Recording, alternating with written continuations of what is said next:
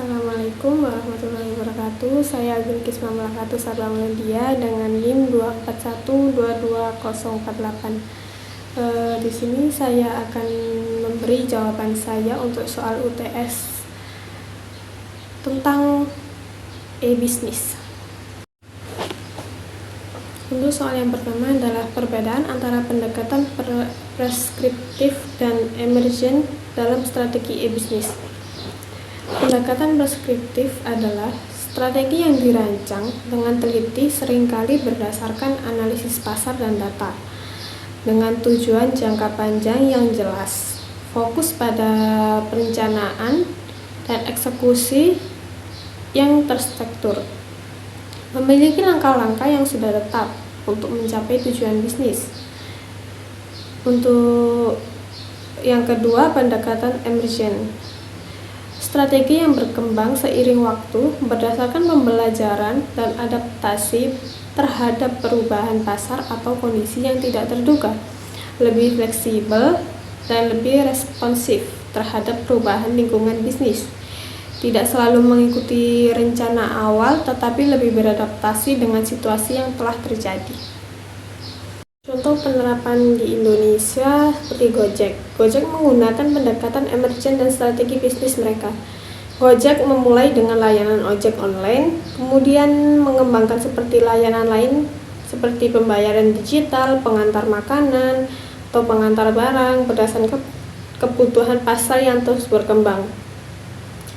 Dampak terhadap daya saing digital, Gojek dapat dengan cepat beradaptasi dengan kebutuhan pasar yang berubah, memungkinkan mereka untuk tetap berkompetisi dalam industri yang sangat dinamis. Pendekatan emergent ini meningkatkan daya saing karena perusahaan bisa meriset perubahan secara tepat dan cepat dan fleksibel.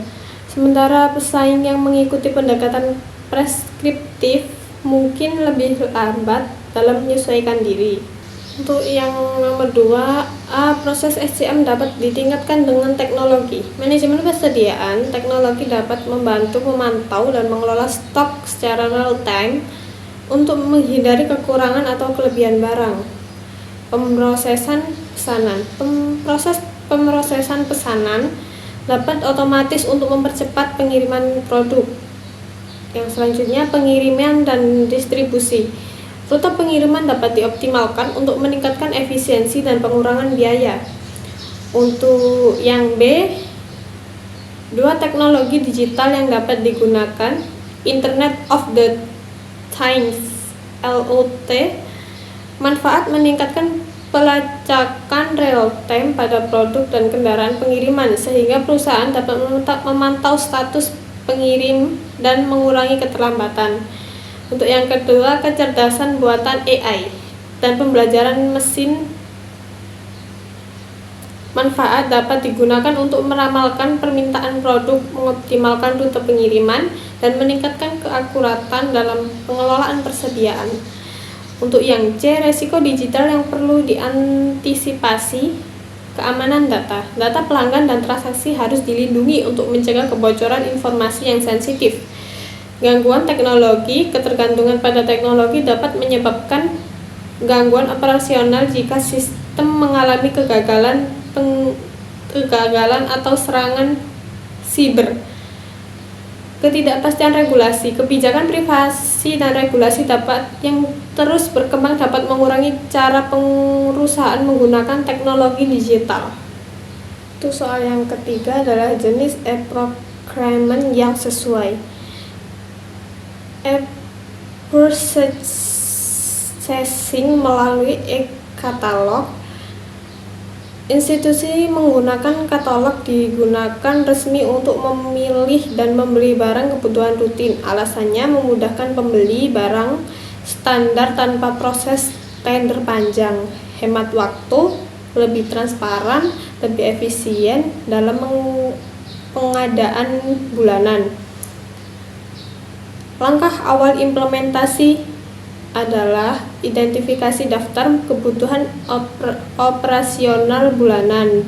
Pilih platform e-procurement sosialisasi dan pelatihan penggunaan sistem ke unit terkait. Tetapkan SOP pengadaan barang berbasis digital. 2. Tantangan dan strategi mengatasinya. Banyak staf administrasi belum terbiasa dengan sistem digital, sehingga terjadi kebingungan saat proses awal implementasi. Strategi yang dilakukan melatihnya secara berkala, sosialisasi, dan sediakan pendamping teknis secara masa transisi.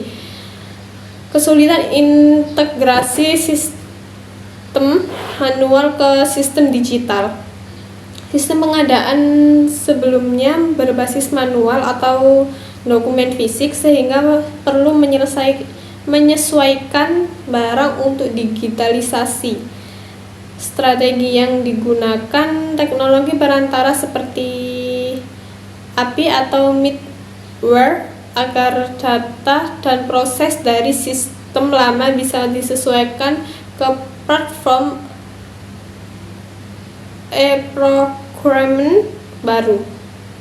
Bubbling effect terjadi ketika permintaan kecil di konsumen membuat pesanan semakin besar dan kacau di seluruh rantai pemasok. Misalnya, jika toko online mendapati lonjakan permintaan barang, mereka bisa memesan terlalu banyak pemasok yang kemudian juga memesan lebih banyak, dan seterusnya. Akibatnya terjadi kelebihan stok yang tidak perlu. Solusi digital sistem ERP. Sistem ini menghubungkan seluruh data dari rantai pasok, jadi perusahaan bisa melihat permintaan dengan jelas dan memesan barang yang lebih akurat tanpa kebingungan. Platform EDI. Dengan EDI, data pemesanan dan inventaris bisa dikirim secara langsung dan secara cepat antara semua pihak, menghindari kesalahan dalam pemesanan barang. Dengan kedua solusi ini, rantai pasok jadi lebih efisien dan mengurangi kesalahan pemesanan. Proses bisnis sederhana di sekitar. Yang pertama, pemesanan. Pelanggan datang ke warung sebelah untuk menghubungi via telepon untuk memesan sebelah. Persiapan. Pegawai mempersiapkan pesanan berdasarkan menu atau varian yang telah dipilih oleh pelanggan. Yang ketiga, pengantaran. Jika pelanggan tidak makan di tempat atau tidak datang ke warung sebelah, diantar menggunakan layanan ojek online yang telah dipesan. Usulan pendekatan e-bisnis. Sebelah-belakang dapat menerapkan sistem pemesanan online melalui aplikasi WhatsApp. Pelanggan bisa memesan langsung dari kontak WhatsApp warung sebelah, memilih menu, menambahkan instruksi khusus seperti level kepedasan, dan melakukan pembayaran online. Hal ini akan mengurangi antrian, mempercepat proses, dan meningkatkan kenyamanan pelanggan. Selain itu, menggunakan integrasi dengan aplikasi mengantar makanan, GoFood, dan Grab, memungkinkan mengantar lebih baik, lebih cepat, dan lebih efisien. Sekian dari saya, maaf jika ada salah kata atau pengeditan yang kurang bagus. Mohon maaf ya Pak. Untuk sekian, terima kasih.